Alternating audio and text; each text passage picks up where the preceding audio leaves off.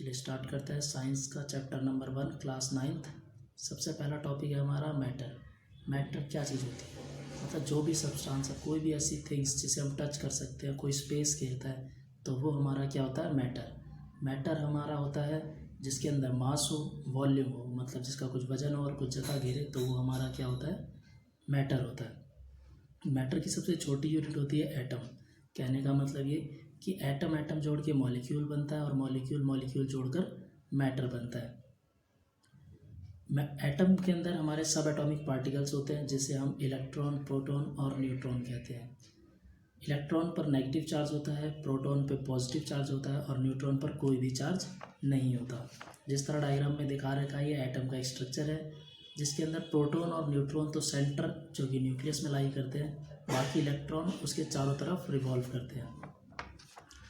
हमारे सराउंडिंग्स में जो एटम मैटर प्रेजेंट्स हैं, जैसे कि वुड, वाटर, सैंड, आइस, ये हमारे सारे क्या है, ये हमारे सारे मैटर हैं। अब पढ़ते हैं difference between mass and wait.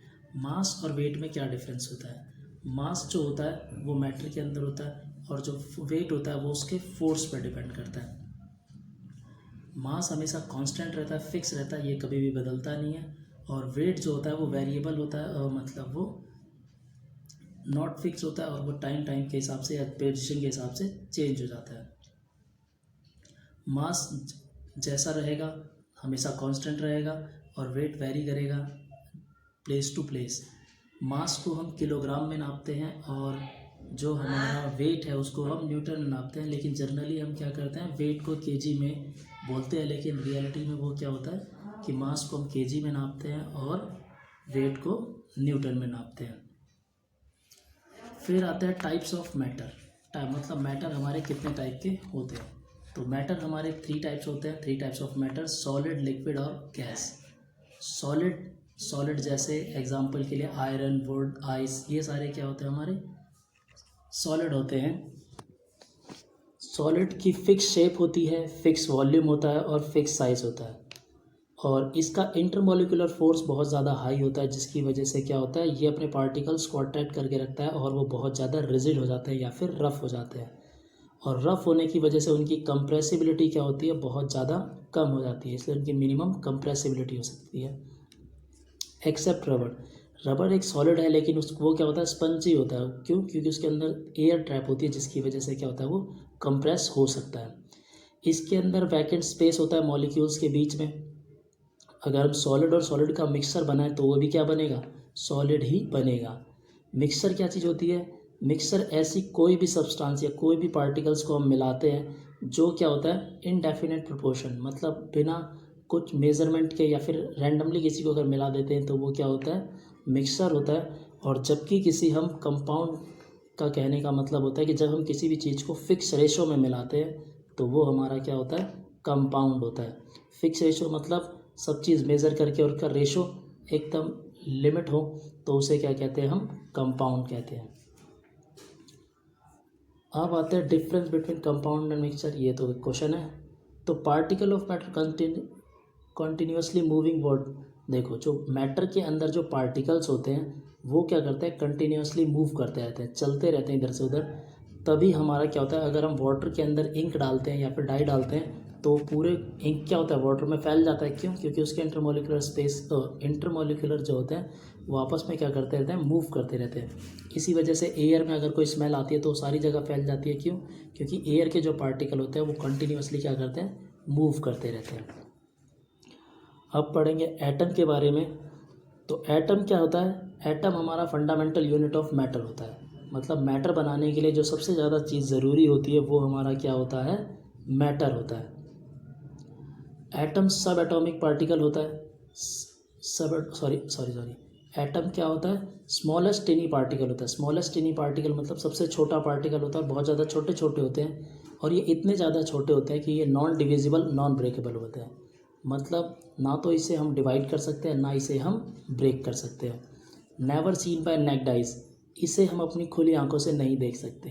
कहने का मतलब हम अगर इसे देखना है तो हमें माइक्रोस्कोप की ज़रूरत पड़ती है। माइक्रोस्कोप से ही क्या कर सकते हैं, हम एटम्स को देख सकते हैं। जैसे एक हाइड्रोजन का अलग एटम होता है, ऑक्सीजन का अलग एटम होता है। इन दोनों को मिक्स कर देते हैं तो वाटर का एक मॉलिक्यूल बन जाता है। अब आते हैं लिक्विड के ऊपर। लिक्विड क्या होता है? लिक्विड जैसे वाटर, मिल्क, ऑयल, हनी, ये सारी चीज़ें क्या है हमारी? लिक्विड है। इसका नॉट फिक्स शेप, इसकी शेप फिक्स नहीं होती। ये कंटेनर के हिसाब से क्या करता है? अपनी शेप बना लेता है। फिक्स्ड वॉल्यूम, इसका वॉल्यूम फिक्स्ड होता है, जैसे 1 लीटर 2 लीटर, तो ये इसका वॉल्यूम क्या रहेगा? फिक्स रहेगा। नॉट फिक्स साइज़, इसका साइज़ भी फिक्स नहीं रहता, ये कंटेनर के हिसाब से चेंज हो जाता है। इंटरमोलिकुलर फोर्स, ये सॉलिड से तो लेस होता है लेकिन मोर देन गैस होता है। मतलब सॉलिड से कम फोर्स होएगा लेकिन गैस से ज़्यादा फोर्स होगा। लेकिन इसमें एक एक्सेप्शन है, रिजिड। रिजिड ये नहीं होता, लेकिन हनी क्या होता है? थोड़ा सा हार्ड होता है, तो उसकी डेंसिटी ज़्यादा होती है, जिसकी वजह से क्या होता है? वो रिजिड हो जाता है। कंप्रेसिबिलिटी मोर देन सॉलिड, मतलब इसको हम कंप्रेस कर सकते हैं कुछ हद तक सॉलिड से ज़्यादा। और लिक्विड को मिलाते हैं तो क्या बनता है? सॉल्यूशन बनता है। अब आते हैं गैस पर। गैस एग्जांपल के लिए जैसे CNG compressed natural gas, LPG liquefied petroleum gas, nitrogen gas, hydrogen gas, ये सारी क्या है? गैस के टाइप्स हैं। एलपीजी हम घरों में यूज़ करते हैं, सीएनजी ट्रांसपोर्ट में यूज़ करी जाती है। तो गैस का नॉट फिक्स साइज़, इसका साइज़ फिक्स नहीं होता। नॉट फिक्स शेप, इसकी शेप भी फिक्स नहीं होती और इसका वॉल्यूम भी फिक्स नहीं होता, क्योंकि ये कंटेनर के हिसाब से होता है। अगर इसको जितना ज़्यादा एक्सपेंड करेंगे उतना ज़्यादा एक्सपेंड होगा, जितना ज़्यादा कंप्रेस करेंगे वो कंप्रेस होता चला जाता है। इंटरमोलिकुलर फोर्स इसका बहुत ज़्यादा लो होता है, जिसकी वजह से ये एक्सपेंड करता है। ये रिजिड बिल्कुल भी नहीं होता, मतलब ये ठोस बिल्कुल भी नहीं होता। कंप्रेसिबिलिटी हाई होती है, मतलब इसे हम चाहे जितना मर्जी कंप्रेस कर सकते हैं, इसे कंप्रेस करके हम सॉलिड भी बना सकते हैं। गैस और गैस का मिक्सचर गैस ही बनेगा। लिक्विड फ्लूइड, देखो लिक्विड को अगर हम ज़्यादा थोड़ा सा ठंडा कर देते हैं, कंडेंस कर देते हैं, तो क्या होता है? कोल्ड करने पर वो क्या बन जाता है? फ्लूइड बन जाता है। डेंसिटी का फॉर्मूला होता है मास अपॉन में वॉल्यूम, मास अपॉन में वॉल्यूम। तो कहने का मतलब यह है कि अगर कोई हम दो ऑब्जेक्ट लेते हैं जिनकी शेप और साइज़ इक्वल है लेकिन वेट अलग अलग है, तो इसका मतलब क्या है? जिसका वेट ज़्यादा है उसकी डेंसिटी ज़्यादा है। अगर साइज़ सेम है और शेप सेम है और फिर भी वो क्या कर रहा है? वेट कम ज़्यादा है, तो जिसका वेट ज़्यादा है वो उसकी डेंसिटी ज़्यादा मानी जाती है। सॉलिड को अगर हम हीट करते हैं तो लिक्विड बनता है, लिक्विड को अगर हीट करते हैं तो वो गैस बनता है। जैसे वाटर जो हमारा होता है वो लिक्विड वाटर की फॉर्म में होता है, सॉलिड आइस की फॉर्म में होता है और गैस वेपर की फॉर्म में होता है। मतलब वाटर जो होता है वो हमारा तीनों स्टेट में पाया जाता है, सॉलिड, लिक्विड, गैस, तीनों में पाया जाता है, वाटर, आइस और वेपर के टाइप में। 3 स्टेट ऑफ मैटर के अंदर सॉलिड, लिक्विड, गैस आते हैं। आइस को अगर हम हीट करते हैं तो वाटर बन जाता है, वाटर को अगर हम हीट करते हैं तो गैस बन जाता है और गैस के बाद वो इवोपरेशन शुरू हो जाता है उसका। लेकिन यही चीज़ अगर इसका रिवर्स करें तो गैस को अगर हम लिक्विड बनाते हैं और लिक्विड को गैस बनाते हैं, जैसे N2 को लिक्विड, लिक्विड को N2 को सॉलिड, तो ये कंडेंसेशन कहलाता है। कोल्ड से कर सकते हैं या फिर प्रेशर, मतलब इसको प्रेशर से भी हम इसको कंडेंस कर सकते हैं और इसको ठंडा करके भी इसको प्रेशराइज कर सकते हैं। उसके बाद आता है सब्लिमेशन। सब्लिमेशन होता है सॉलिड को गैस में कन्वर्ट करना या गैस को सॉलिड में कन्वर्ट करना डायरेक्टली। इसमें लिक्विड का केस नहीं आता, क्योंकि सॉलिड सीधा गैस में कन्वर्ट हो जाता है और गैस सीधा सॉलिड में कन्वर्ट हो जाती है। एग्जाम्पल के जैसे फिनोफिथाइल टैबलेट्स, नेफ्थलीन टैबलेट्स, कपूर की गोलियाँ होती हैं, ये सारी चीज़ें क्या होती हैं? ये डायरेक्ट सॉलिड से गैस या फिर गैस से सॉलिड कन्वर्ट होती हैं। फिर एक क्वेश्चन आता है कि जैसे वाटर है वो आइस भी होता है 0 डिग्री पे, और आइस भी 0 डिग्री पर होता है, वाटर भी 0 डिग्री पर होता है। जब दोनों ही 0 डिग्री पर हैं तो फिर इनका स्टेट कैसे चेंज हो जाता है? तो जब किसी भी ऑब्जेक्ट का शेप चेंज हो जाए या स्टेट चेंज हो जाए पर उनका टेम्परेचर सेम रहे, तो उसके बीच में एक एनर्जी काम करती है जिसे हम लेटेंट हीट एनर्जी कहते हैं।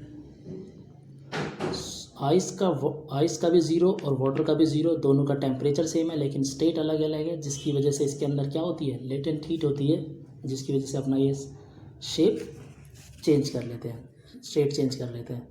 तो लेटेंट हीट को एक हम छुपी हुई हीट कहते हैं, क्योंकि ये टेम्परेचर में दिखाई नहीं देती। और एक ये वर्ड है, जैसे फ्यूज़न का मतलब होता है जोड़ना और फिजन का मतलब होता है टूटना। अब आते हैं मेल्टिंग पॉइंट के बाद। Melting point, when a solid melt become a liquid and atmospheric phase is called melting point.